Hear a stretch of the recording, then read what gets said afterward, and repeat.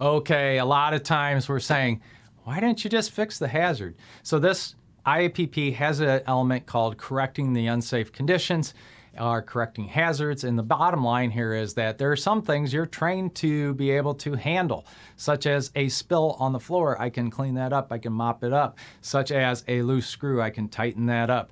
Such as a missing guard. I can put the guard back on, right? So there are hazards that we will identify or come upon where we can correct those.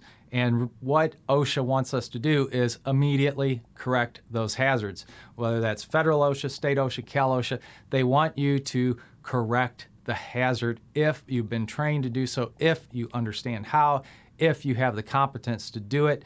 So that's important. Correct the hazard. Now, what happens if it's way outside your billywhack, right?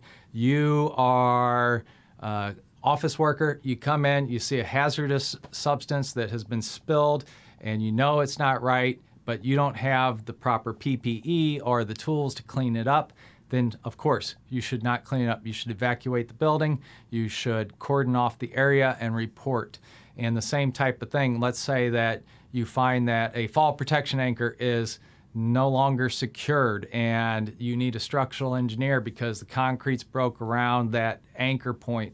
You need a structural engineer to come in and tell you where to put that. Of course, cordon off that area, mark it as no longer in use, and get the right people on it so that they can correct it.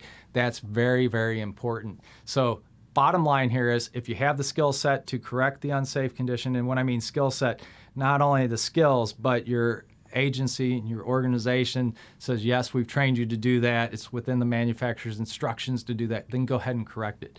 If you can't, then at least protect it from other employees and make the proper notifications. That's all you have to do to correct your hazards.